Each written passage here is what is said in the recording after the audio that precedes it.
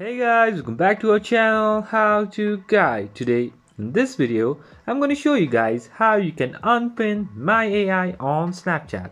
So let's just get started. Firstly, what you need to do is just go to your chats and then go to your my AI and then go to my AI again like this, and then on your top right corner you'll be having the option of three dots. Just go over there and then go to manage friendship, then go to chat settings, and then you'll be having many options over here.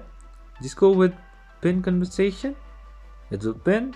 And again, if you go to the chat settings and then press unpin conversation, it will unpin your my AI on Snapchat. So that's pretty much, guys, that's how you do it.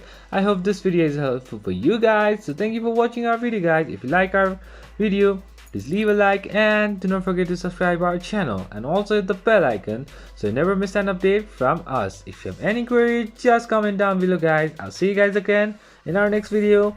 Till then, stay safe, guys. Thank you for watching.